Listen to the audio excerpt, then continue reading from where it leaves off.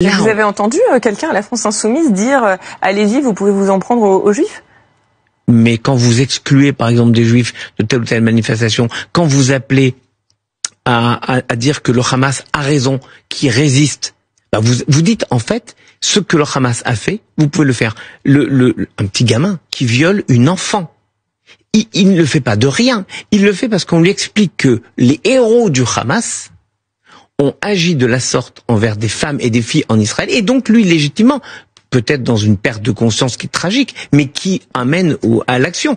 Réécoutez le poème de Kipling qui vous dira que lorsque vous parlez à des gueux qui excitent des sots, voilà ce qui se passe. Raïm Korsia, est-ce qu'on peut participer à une manifestation pro-palestinienne pour soutenir la population gazaoui, arborer un drapeau palestinien, condamner les massacres qui sont commis en ce moment à Gaza, tout en n'étant pas qualifié d'antisémite? Bon, les massacres dont on parle à Gaza, c'est un fait de guerre qui incombe au Hamas, qui ne rend pas les otages que les terroristes du Hamas ont pris, qui continue à envoyer des missiles sur Israël, qui refuse toutes les propositions d'arrêt des combats qui sont proposées par la France, par l'Amérique, par l'Égypte. C'est les populations civiles qui trinquent.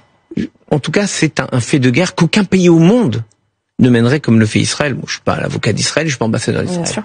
Mais j'ai absolument pas à rougir d'ailleurs de ce que Israël fait dans la façon de mener les combats, c'est-à-dire une façon où l'armée israélienne fait prendre des risques à ses propres militaires. Vous n'êtes pas mal à l'aise avec la politique qui est menée par Benyamin Netanyahou à Gaza? Je suis jamais mal à l'aise avec une politique qui consiste à défendre ses ressortissants. Il se trouve, je vais vous parler très franchement, il se trouve que ma fille était en Israël hier. Alors encore une fois, les chiffres, il se trouve que ma fille était en Israël hier et qu'elle a dû aller dans des abris. Mon fils a dû aller dans des abris. Mon fils a dû, et je l'ai fait revenir en faisant un micmac par avion parce que tous les avions étaient fermés, parce que c'est un pays qui a encore reçu des missiles. Et quand il y a eu 350 missiles envoyés par l'Iran, que je sache, il n'y a pas eu des manifestations de soutien.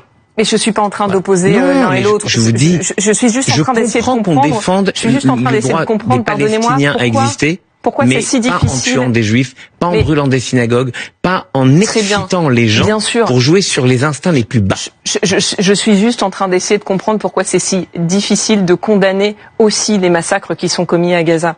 Parce qu'ils sont pas du même ordre. Même les gouvernements occidentaux disent à Benyamin Netanyahou, c'est plus possible, on peut pas soutenir ce qui est en train de se passer. Il y a une population civile qui se fait massacrer. Il y a 40 000 morts depuis le début depuis le 7 octobre selon les chiffres du Hamas. Parce qu'il y a eu 1200 morts. Aussi par les organisations humanitaires. Parce qu'il y a eu 1200 morts qu'on semble oublier. Tout le monde semble oublier. Personne ne les oublie. Personne ne les oublie.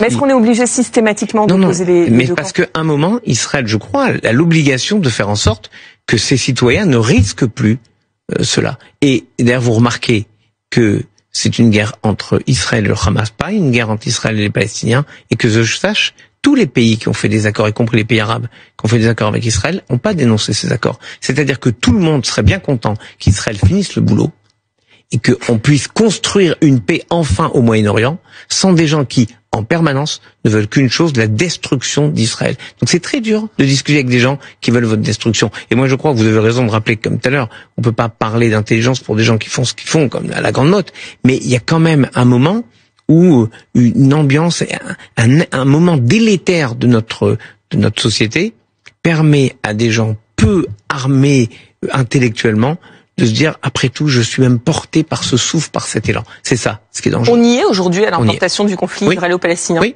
c'est clairement, ça a été clairement la politique d'LFI pour jouer sur un vote communautariste. On peut le dire simplement, c'est vrai et c'est factuellement juste. C'est pas moi qui ai fait des meetings avec des drapeaux palestiniens en disant, voilà ce qu'il faut faire. Et encore une fois, quel est le problème d'arborer un drapeau palestinien si c'est pour maintenir son soutien à la population palestinienne et non pas au Hamas? D'accord, demandez aux députés français qui arborent un drapeau palestinien à l'Assemblée nationale, il a été condamné. Pourquoi? Parce que si on veut défendre les populations françaises, la France, si on pose une idée de ce qu'est la France, on doit ensemble, collectivement, essayer aussi de nous intéresser à ce qui se passe à l'étranger, mais pas au détriment de cette fraternité qui est le cœur du cœur de ce qu'est la République. Merci.